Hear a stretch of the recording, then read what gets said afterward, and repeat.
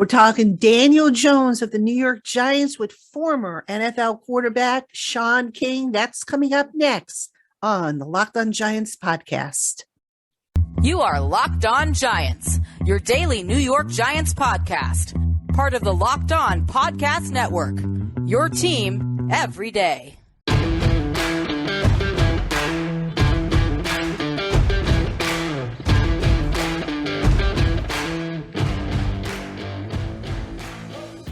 Today's episode of the Locked On Giants podcast is presented by Prize Picks. Prize Picks is daily fantasy made easy.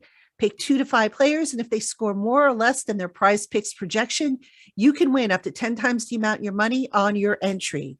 First-time users can receive a 100% instant deposit match up to $100 with promo code LOCKEDON.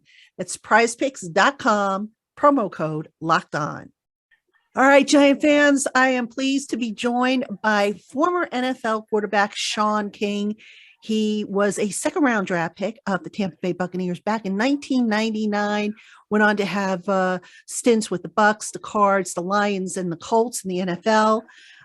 He is now the host of VSiN PrimeTime, which is available weeknights on the VSiN network. Shaun, I want to thank you for popping on with me today, and I'm looking forward to talking Giants with you. Hey, me too, man. I'm excited. Giants got off to a great start. Brian Daboll, I mean, hey, man, what a job he's doing. A lot of respect for him. You look at the job he did in Buffalo, developing Josh Allen, turning that organization into one that people think is a legitimate Super Bowl contender. So off to a great start there in New York. Yes, absolutely. And you know what? Speaking of quarterbacks and Josh Allen, I want to talk about Daniel Jones because he's been a real hot topic, a divisive force, if you will, amongst Giant fans. You know, when we say a coach has developed a quarterback, what exactly are we talking about? Are we talking about system, technique, a little bit of everything? What specifically goes into the quote unquote development of a quarterback? Well, I think the first thing you have to do is understand the strengths and weaknesses of the quarterback. And then you have to have a coordinator and play caller that's selfless. Because what happens is, you know, some of these coordinators or head coach that came from the offensive side of the football, they ascertain that platform based on a specific system. And if they don't know how to adapt and adjust that system to different skill sets, then the quarterback's at a disadvantage because the system that's best for Kirk Cousins isn't going to be best for Jalen Hurts. That don't mean that you can't win with both. It just means you have to be creative in how you develop the system. Second thing is the psychology of playing quarterback. You have to have a quarterback coach or a coordinator that understands that aspect of that position. You can't just have a quarterback coach who just teaches him the system. You have to have someone that develops his mental toughness, his ability to be calm when it's chaotic. You know, if he's not a great leader, how teach him, you know, some of those aspects of leading a group of men. And lastly, and I think this is why guys like Jalen Hurts have been successful, you have to surround him with elite personnel. Make his job easier. I mean, don't make it harder. You know, just, I know this is a Giants podcast, but think about if Baltimore would have done for Lamar Jackson what Philadelphia has done with Jalen Hurts. I mean, Philly put a top 5 tight end there, Dallas Goedert. They used higher draft picks on Jalen Reagor, Devonta Smith. Jalen Reagor didn't work. They didn't sit still. They went out, traded for A.J. Brown, paid him big money. They invested in the offensive line. They have Miles Sanders. So they have done what you have to do around a young quarterback. And as we get into Daniel Jones, I feel like this is where the Giant fan base is going to have patience because he's finally got a good head coach. He hadn't had that since he was in New York. Let's just be honest. The truth doesn't have emotions. It's just the truth. The Giants have tried to surround him with elite personnel, but they've mismanaged the allocation of assets. Paid Kenny Galladay for whatever reason that has not worked at all. Drafted Kadarius Toney for whatever reason that didn't work. Sterling Shepard, good player, but now he's injured. Saquon Barkley, finally healthy, finally capable of helping Daniel Jones be productive and successful. So I think you guys are in a good spot. I do think Daniel Jones is incomplete as far as his ability to throw the football. consistently. But, Patricia, if you look around the National Football League, if you don't have a mobile quarterback, I mean, it's almost like you don't have a chance. If you don't have somebody that can extend plays on third down, pick up first downs with their legs, I mean, you're at a huge disadvantage. So at least you know in Daniel Jones you have that. Now he's got to prove that he can throw that ball accurately, in rhythm, on time, not turn the ball over in crucial moments. But I mean, I just can't get this one vision out of my head. And it was Monday Night Football, I think. You guys were playing the Cowboys. The game was on the line, and Steels fell down on his own, running across the route. And I was like, that's got to be frustrating for the quarterback. Yeah. Yeah. I mean, the Giants this year, they have guys who are like their number one, number two receivers that I think on most teams would be 4s, 5s, if not practice squatters. So yeah, they have been, that's been a problem for them, a disappointing problem. And, God only knows why it hasn't worked out for them. But, you mentioned a point about having a coordinator who really understands the position. Now, the last 2 years, he had Jason Garrett as a coordinator, who, of course, was a former quarterback. That really didn't work. Now he's got Mike Kafka, also a former quarterback. That seems to be working. What do you think the difference is? Well, Jason wasn't a movement quarterback when he played. He was a guy that operated from the pocket. As the head coach of Dallas, Romo had some functional mobility, but for the most part, Dak Prescott, those guys were all pocket guys.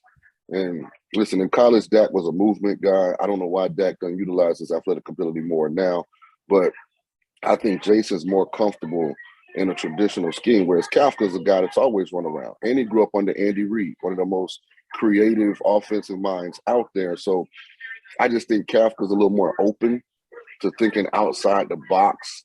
And I also think he has a different idea of what success looks like. I think in Jason Garrett's mind, this is what a successful day in the passing game looks like. And I think it varies drastically from what Kafka thinks a successful day in the passing game looks like. And it's not that one is wrong and the other is right. It's just that the game is evolving. And you have to evolve and pivot with it. Yeah, definitely. Now, speaking of that comes down to decision making. And, Joe Shane, Brian Dable often asks, what criteria do you need to see in order to make a decision if Daniel Jones is your guy moving forward? And they say, stats don't matter in this case. So what criteria does matter most when deciding if a guy is the guy? Well, I think it's a body of work. And the biggest thing is, can he be calm when it's chaotic? I mean, Patricia, it is madness out there at quarterback. I mean, blast, why bunch right up counter motion, 72 crisscross, why swing, X out. If we get field pressure, guys, we're going to go 98 bunch crunch. Anything weak, now I'm probably going to go 200 jet smoke, hard three, ready? And I mean, just to get to the point where you can spit that out, I mean, it takes hours of preparation. And now you get out there and Michael Parsons is on the other side of the ball and he's telling you he's going to kill you. And you're looking at him and you're telling him, I'm somebody's child. Like, why are you talking to me like this? And, I got guys outside. I'm not sure if they could beat press coverage. I got Diggs over there sitting on everything that we throw under 10 yards. Like, the ability to focus in that environment and make the right decision with the football is the thing that, to me, separates the quarterbacks where we can win championships with and the quarterbacks who we just will have a minimal or marginal amount of success. And it's not always making a spectacular throw. Sometimes it's on 2nd and 4. Brian gets aggressive with his play call. For whatever reason, the guys that are paid to play the game on the other side of the football, they're in the right position. Sometimes it's throwing that ball to the guy in the flat. Sometimes it's throwing that ball out of bounds, getting back to 3rd and 4, as opposed to running around, taking an 8-yard sack. Now we're in 3rd and 12. It's not always, that's what Brian's talking about. It's not always he went 30 of 33 for 380 yards. Sometimes it's just, can we trust you to do the right thing? That's what wins football games. And then the layups, can you consistently make them? When we work all week to get a specific look and we call the right play in the right moment and the guy's running wide open, don't miss him. The accuracy. It seems simple, but you see a lot of these guys, their moment creates anxiety and they can't perform. And so that's what you're looking for. When you look at Daniel Jones now, there's an old belief that if you are a young quarterback and you play behind a shoddy offensive line and you get beat up, that can leave you scarred, if you will. Do you believe that? And do you see that still in Daniel Jones? Because he did play behind, a Swiss cheese offensive line for a number of years earlier in his career. Well, this is an interesting question because on one hand, absolutely, it just got Matt Ryan fired. Matt Ryan went to Indy. He's not a mobile guy. They're not doing great in pass protection. He subsequently was turning the ball over. Frank Reich, probably Jim Irsay more so than Frank Reich, said, let's go with Sam Ehlinger. Having said that, I don't have any sympathy for these quarterbacks in 2022, man. When guys like myself played, it was a gladiator league, man. Them guys could hit you for real, and it wasn't, you can't touch the helmet and you can't fall on top of the quarterback. So I don't give porous offensive line play as an excuse for quarterbacks because you can't get hit anyway. I mean, if they hit you hard, you'll get a first down. I mean, so some of it's about composure. Some of it's about, being mentally and physically tough. But again, if you want to execute your offense in rhythm, you need pass protection. But, I mean, that's where a guy like Daniel helps you because he can be evasive. Now, the one thing, if I was coaching Daniel that I'd have to work on, you don't want to develop bad habits. You don't want to leave the pocket when the pocket is clean. You don't want to anticipate the pass rush before there is an actual pass rush. And to your point, Patricia, getting hit a lot early in your career can create bad habits. But, your quarterback's going to be good with whatever the quarterback coach prioritizes. If he's a guy that says don't ever overthrow deep balls, and guess what? Eventually, a quarterback's not going to overthrow deep ball. I was under Mike Martz. Mike Martz, hey, man, he lived on the edge. He was La Vida Loca. Like, he yelled YOLO. He was like, if I say throw it to this spot, you throw it to that spot. If they intercept it, so what? So taking chances, of course, and knowing what you can get away with, obviously, which is what Brian Dable actually, had Daniel do in the summertime. He said, don't worry about making a mistake. That's what practice is for. Let's find out what throws you can make and what you can't make. Hey, Giant fans, whether you're looking to pop the question or have a milestone to celebrate, Blue Nile can help you make your celebration even more memorable. Blue Nile offers the largest selection of independently graded diamonds and pieces priced significantly below traditional retailers, and they've helped millions of people create their perfect engagement ring, including the one worn by yours truly. Use their easy online tools to create the perfect engagement ring, or if you're looking for that special one-of-a-kind piece to commemorate a special occasion, Blue Nile has jewelry experts on hand 24/7 available via phone or chat to help you find a memorable gift no matter what your budget. Shop stress-free with Blue Nile's 100% guarantee.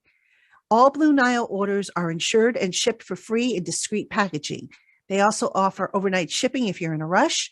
So go ahead, make your moment sparkle with Blue Nile. Go to BlueNile.com and use the promo code LOCKEDON to save $50 off your purchase of $500 or more. Again, that website is BlueNile.com, code LOCKEDON to save $50 off your purchase of $500 or more. BlueNile.com, code LOCKEDON. So let me ask you about Saquon's effect on this offense, because we saw against the Seattle Seahawks, the Hawks took away Saquon. They limited him. They limited to a degree Daniel's running. And they basically said, okay, Daniel, beat us with your arm. And wasn't quite able to do it. Now, part of that, I'm sure, is because of the receivers that he had. But I don't know if you saw that game or looked at it or the stats or anything like that. But when you have that, when an element, a key element of your offense is taken away like that, does that, I guess that works against the case to make the guy a franchise quarterback, or do you just say, all right, well, he can't do it all himself. He's got to have help. Well, here's what's interesting. And Saquon's a unique talent. I mean, obviously this year he's proven that when healthy, he's worthy of where he was selected. Well, what is this? Saquon's fourth year? Fifth year. Fifth year. So he's worthy of where he was selected 5 years ago. And it also shows his commitment and passion for the game of football. Because a lot of times guys drafted that high in the first round, that's a significant amount of money. Playing in a market like New York, where you're going to get a lot of off-the-grass opportunities, marketing, appearances, they might not even feel like I want to work my way through 2 significant injuries. But, Saquon busted his butt. You can tell he put the time in to get his body back right, and you can still see the talent. Here's the Giants' issue. Sometimes life is about timing. And you look at the trade deadline, yeah, they could have made a splash, but they're sitting in a pretty good position from an asset standpoint. And I think Brian, behind the scenes, he's not going to say this publicly because his job is to win as many games as possible. He knows that this year's roster is not a championship, division champion, conference champion, Super Bowl championship type team. They found success, but it's very difficult in the way they're finding it for it to be consistent. Being trailing in the fourth quarter, coming from double-digit deficits, you're not going to continue to do that in this league. But he's building confidence. He's creating a culture. Now, their big issues are this, Patricia. It's time to pay the piper now. Saquon, Daniel Jones, whether you agree with those picks or not, they're at the point on their rookie deals where they're up for these long-term extensions. And, I tell fans, I come on, podcasts, and when I tell people, don't get caught up in the money because the price of the brick is the price of the brick. The going rate for a starting quarterback in this league right now is what it is. If you're going to extend him, if his agent is worth anything, he's going to look at what Kyler Murray got. He's going to look at what Deshaun Watson got. He's going to look at what Lamar Jackson turned down. I mean, it just is what it is. The Dolphins are going to be in the same position with Tua. Like Garoppolo, the 49ers decided we're not going to give him another deal. That's why they went out and got Trey Lance. So that's the big question moving forward. I think Daniel has done enough for it to be a legit conversation. The decision with Saquon probably is going to come down to, does he want to be in New York? Does he really believe they're close? Because he's probably going to get some opportunities, to go to some teams that look like they're closer to winning the championship. It may be a shorter deal, but bigger guarantee. So I don't know. I don't know if you can even fairly evaluate Daniel Jones because of what's happened at wide receiver. Like, I thought Brian was in a good spot because I thought Galladay, new head coach, saw what Daboll did with Diggs in Buffalo, turn him into not turn him as a superstar in Minnesota, but put him in positions to be great. I recruited Kadarius Toney out of high school. I was in Mobile, Alabama, endlessly trying to get him to come to the University of South Florida. I know what kind of talent he is. They had Shepard. They had drafted Wan'Dale Robinson. I was like, okay. And Daboll was creative, so I was like, okay. And then it just all fell apart. Galladay is somewhere pouting. Kadarius is in Kansas City. Wan'Dale got injured. He just got back. And, Shepard's out for the year. So, it makes it hard to fairly assess, what Daniel's capable of. So on that note, let's talk business here. Do you maybe do like a Derek Carr type of contract with Daniel, or do you think it's going to be a standstill there, where Daniel's going to, his rep's going to want a longer deal with more like a Josh Allen type of a deal, I guess? Well, here's what I do. The first thing I do is let's see what options are available. What do we have inside of the building? How do we feel about what we have inside of the building as it compares to the rest of the National Football League? Because just because it might be our best right guard, where does that rank in the league? Who's in our division? Can we block DeMarcus Lawrence and Micah Parsons? Can we block Robert Quinn in that Philadelphia front? Once Chase Young gets back to the Commanders and they get a new ownership group and some fresh energy, because it looks like Daniel Snyder's got to sell the team now. Can we – so you have to evaluate every position, I think, first internally. Then you look around the league, what's available. If I was the GM of the Giants, the first thing I would do is I would make a call to Green Bay and find out, is Aaron Rodgers potentially available? That doesn't seem to be working. They've kind of hit the reset button on offense at most positions but quarterback. He doesn't look like that's a great mix for him. is he available? Let's see. Is Jimmy Garoppolo a cheaper, better option for us than Daniel Jones? And I'm not saying that the answer is going to be yay or nay. I'm saying this is the process that I would go through. And ultimately, when we got to Daniel, okay, what do we think is best? Because the price of the brick is going to continually go up. So what seems like an exorbitant amount of money right now, if Daniel goes out when he's surrounded by better personnel next year, let's say we franchise him, as he goes out and he has a big year, now we're on the hook for even a larger allocation of resources. So you're always trying to balance, all of these things. There is no perfect answer, but there is a right answer. And how can we develop the roster in the most complete manner would be my major concern, because they have a definite deficiency when it comes to elite personnel on offense outside of Saquon Barkley. Speaking of Saquon, let's say worst case scenario for the Giants happens and Saquon doesn't re-sign with this team. If Daniel Jones is brought back, can he be efficient without a Saquon Barkley? Or even if they upgrade at receiver, can Daniel Jones have success without a Saquon Barkley in the lineup? Well, yeah, I think he can. But everything's got to hit right. I mean, you can go get Raheem Mostert and Naheem Hines, let's just say, and be okay at running back, but all those pieces, they have to hit, they have to work. And, I always feel like when you draft an elite talent and he proves to be worthy of that draft selection, I just think from a karma standpoint, from an energy inside the organization standpoint, I'm going to try and retain those guys that we drafted.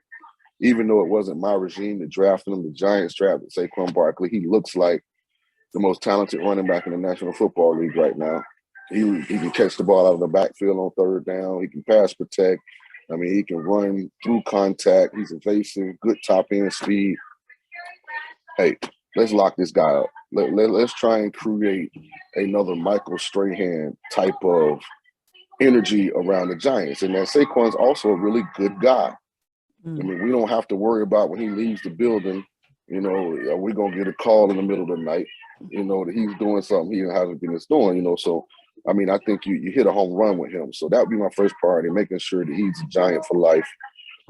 And then we got to make a decision on Daniel Jones. And part of the decision, Patricia, is if we extend him and pay him what the going rate is right now for quarterbacks, can we then go out and get better around him? So, a lot of questions. I don't have the Giant salary cap right in front of me. I thought I had heard some absurd thing in the preseason that they had like one of the 3 highest paid pass catcher groups in the entire league. The highest. Yeah, which is ridiculous. But again, they've traded Kadarius, but Kadarius is still on his rookie deal, so he couldn't have been. Yeah. No, Kenny's what drives it up. Yeah, they bought a lemon with Galladay. I mean, they bought a lemon. Yeah, absolutely. And their salary cap situation right now, they have just roughly 2.9 million as of this recording, which is not a lot to get anybody extended. Certainly not to get Saquon locked up and not to get Daniel locked up, not with the way the salary cap works, which, the good thing, Patricia, though, is, okay, you got Leonard Williams, you got Ojulari, and you got Thibodeau on the defensive line. So you've got your core group in that front 7. So you got some of the pieces that are expensive pieces. I know Evan Neal, hasn't wowed the Giant fan base, but my evaluation was that he's a guard and he's being forced to play tackle, and he's being forced to play tackle against some really, really good defensive ends. So he's going to struggle at times. He's young, but eventually, he'll be okay. So, it's a situation where, is it perfect? No. If you gave me my choice of organizations to run, with the Giants be number 1 on my list? No. But they wouldn't be last by any stretch. So, and I think they hired the right guy. I think Brian Daboll, creative, energetic. He gets this Generation Z athlete. This is playing professional sports now, and I think that's a big piece of it. Yeah, he's definitely a breath of fresh air, as is Joe Shane. both of them coming from Buffalo. I mean, totally, totally different. Joe Shane speaking to the media on Tuesday, very open, very forthcoming, but didn't, it's not like he sits there and he broadcasts everything he's going to do or what he's thinking, but he's as honest as they come. No deceiving, no snark, no talking down to people. It's just a totally different approach. As a matter of fact, I had just written something before. I said, this regime reminds me of Ernie Accorsi and Tom Coughlin in the way they're operating. So, and we all know how that group did. Patricia, in the Baptist church, when they're talking about a marriage, they talk about being equally yoked. And I think the Giants are a great example of when you hire a GM and a head coach, it's like a marriage. They have to be equally yoked. And Dabo and how you say his last name? I always mispronounce it. Shane. I always say Shaun. I don't know why. Maybe because my name is Shaun. That's how it looks. Right. Dabo and Shane are equally yoked. They've obviously had multiple conversations while in Buffalo. They view talent evaluations the same. They view roster management the same.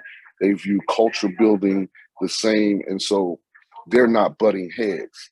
They're not dividing the organization. Okay, who's with Coach Dabo? Who's with the GM Shane? Because they're together. So now it makes it easier and more organic for everyone else in the organization just to be great at their job.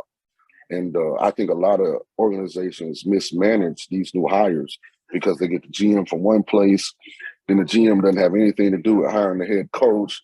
And all of a sudden you're putting these two guys that don't know each other in a room and telling them you got 2 years basically to win or you're out of here. And they both want to do it their way. So I think the Giants, should be commended, for understanding, the compatibility that it takes for this to work, because make no mistake about it, Patricia, the hardest professional sports league in the world is the National Football League. It's only 32 of these companies in the entire world.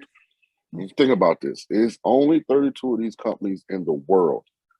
It's not like the NBA where they got competing companies in a league in China and competing companies and all across Europe. I know it might not be at the level of the NBA, but in some ways it is because they get a lot of players from those different places. They don't play football anywhere else, especially not at the NFL level. So the parity that exists from week to week is so substantial that everything has to be right in order for you to win consistently. Like you just got to have a quarterback, you got to have great personnel department, you got to have great money management from a salary cap. You got to have a head coach that can lead men. Like it all has to be in line because it's hard to win in that league. Hey, Giant fans, BetOnline is your number one source for football betting info this season. Find all the latest player developments, team matchups, news, podcasts, and in-depth articles and analysis on every game, both college and NFL. And BetOnline doesn't stop there. It's your continued source for all your sports wagering information with live betting and up-to-the-minute scores for every sport. BetOnline is the fastest and easiest way to check in on all your favorite games and events, including MMA, NHL, NBA, boxing, and golf. Head to BetOnline today or use your mobile device to learn more. BetOnline, where the games start. Hey, Giant fans, thanks for making the LockedOn Giants podcast your first listen today. For your second listen today, check out Locked On Sports Today. From the games that matter to the biggest stories in sports, go beyond the scoreboard and behind the scenes with local experts and insights only Locked On can provide. Locked On Sports Today, available on this app, YouTube, and wherever you get your podcasts. And where does the quarterback fit in? You say that they have to be yoked, and a lot of people think that the quarterback is the tree. It's actually the trio, the holy trio, if you will. So, Daniel is not a Shane or Dable pick. They inherited him. Management, team ownership, kind of gave the message without coming right out and saying it, at least publicly. Hey, we've screwed this kid up. See if you can fix him. Not, what do you think?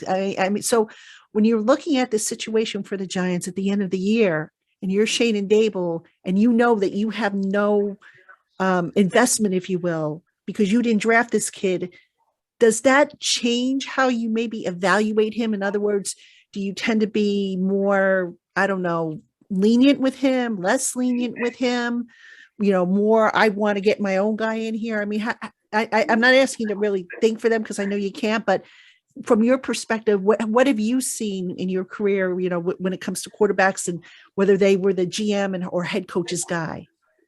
Well, the first thing that happens is there's a comfort because their job isn't on the line if this doesn't work.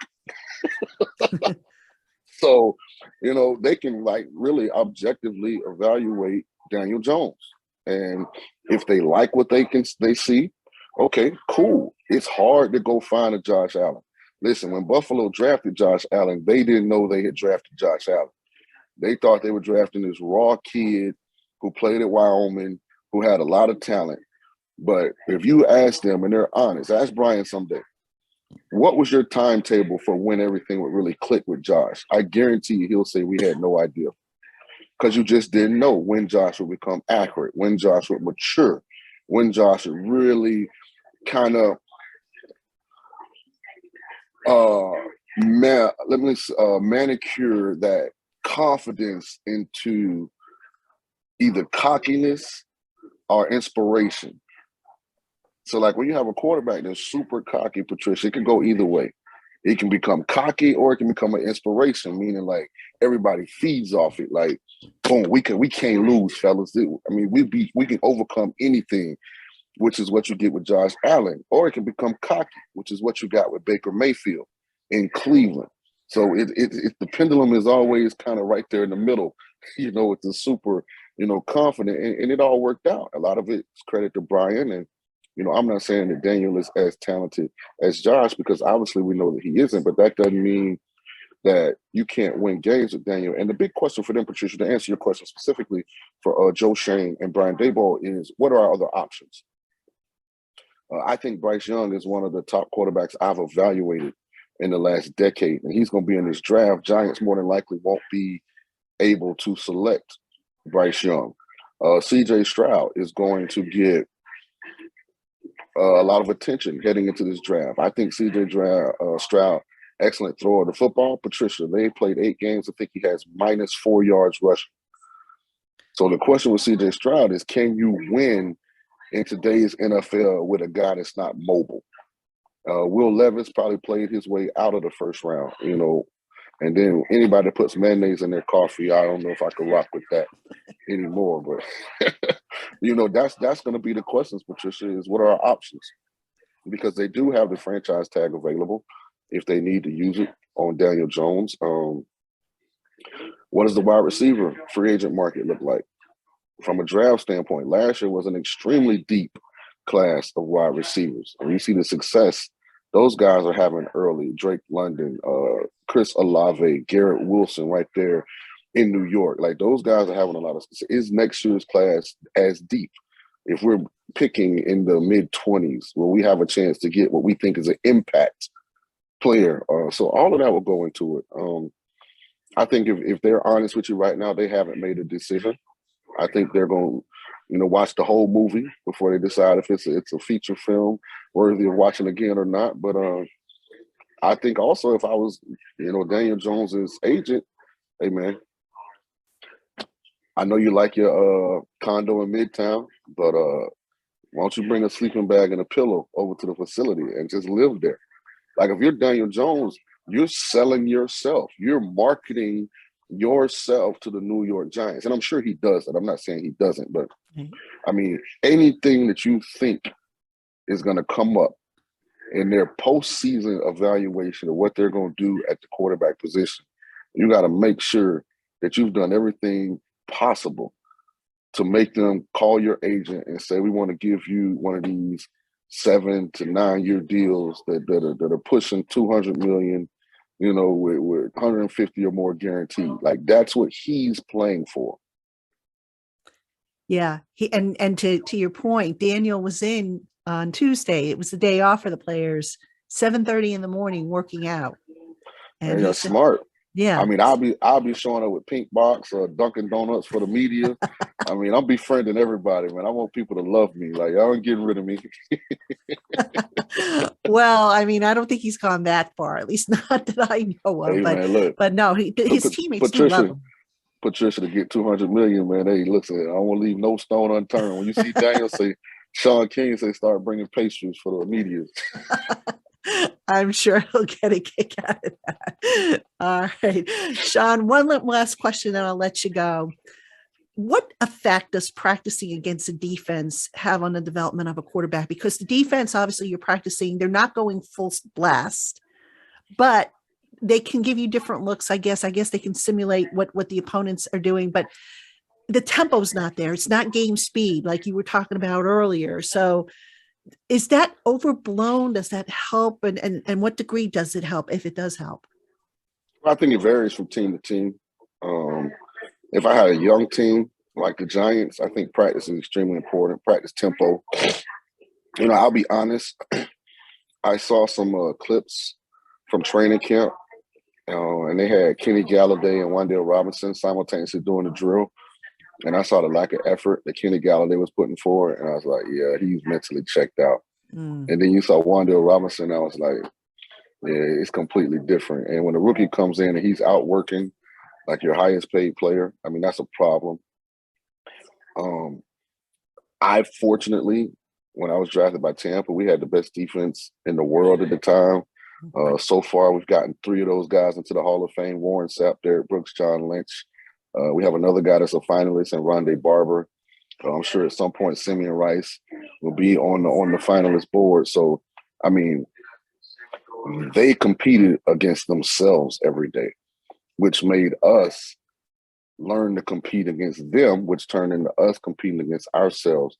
And that's why we won a championship, because you didn't have to create passion. You didn't have to coach effort. It was who we were.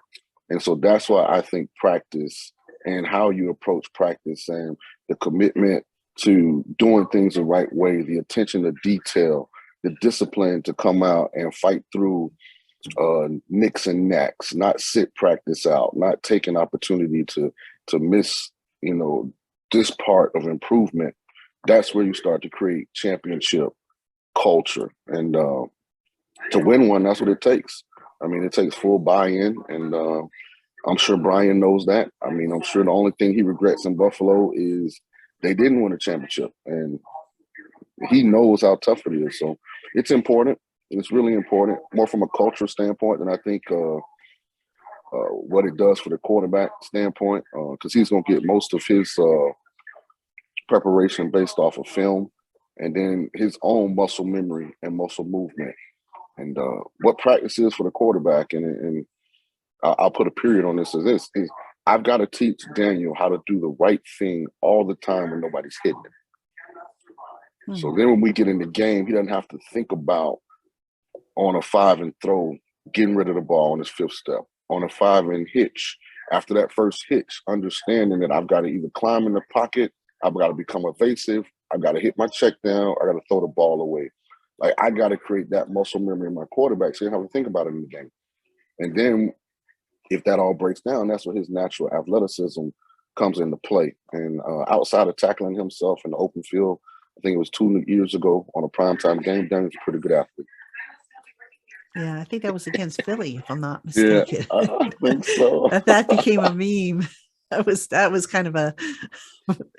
I don't want to laugh. I shouldn't laugh, but it was. Oh, you should. Oh, you it was should. kind of funny. Yeah, I mean, if you can't run from one spot to the end zone and not fall down, I mean, it's his moment. Goodness, the turf monster got him, I guess. Dan Orlovsky the same way. No matter what Dan does on TV, all people remember is this gangly kid running out the back of the end zone in Minnesota and not realizing. Yeah. I'll tell you, quarterback's a tough position to play. I mean, you got to have it upstairs. You got to have it in between the chest there. I mean, and a lot of people, they don't understand just what goes into the position. And guys like yourself who have played it, and have lived to talk about it afterwards. I mean, that speaks of volumes. Yeah, Patricia, if we came through now, we'd take this league over. We were ahead of our time. I mean, you think my draft class was myself, Donovan McNabb, Dante Culpepper, Achilles Smith, Aaron Brooks, Cade McNown, Tim Couch, and the NFL just wasn't ready for us yet. It had not taken on the characteristics and attributes of the college game. It still was tight end, fullback, under center. It hadn't become like this shotgun-centric, zone read, RPO league that it is now, man. We would have dominated. I bet it would have been a lot more exciting too. I mean, it's amazing how the position and how the game has evolved too, to pick up elements of that college, the college game, which I guess makes sense if you think about it, because you're getting trained at the college level. So why not incorporate some of that in the pro level? So, and what happens is that's where your workforce comes from, Patricia. So you don't have a choice. They didn't want to change. Right. Jason Garrett didn't want to change now. Right. Trust me. I believe you. But when every all your talent is coming in and this is what they are all doing, I mean, at some point it's like, okay, instead of retraining these guys, let's start creating some similarities between what they're doing and what we're doing. They had to, because I guess with the advent of, now you only have these guys for 4 or 5 years, depending on when they're drafted. So now you've got to expedite things. You don't have them indefinitely like you did, before free agency and all this stuff. So I guess they had to change with the times, and it makes for a more exciting game for sure. That I would think. But Shaun, fantastic stuff. I really, really appreciate your insight and your time. And we'll have all the information in the show notes. But folks, again, you can find Shaun. He is the host of VSiN PrimeTime, which is weeknights on the VSiN network. I'll put the information in the show notes. You'll see Shaun's Twitter account underneath if you want to follow him, and which I recommend you do. And Shaun, thank you so much. One last thing before we end this. Sure. I have this message for Giants fans who have an issue with Daniel Jones. Just think, Zach Wilson could be your quarterback. Oh gosh. All right. So on that note, Giant fans, thank you to Shaun King. Thank you for tuning in, making us your first listen of the day, or watching on YouTube your first watch of the day. We'll be back with another show later this week. It'll be Locked On Giants Live. It'll be Trina, Tana, and the dog. You will not want to miss it. So until then, everybody, we will talk to you again soon.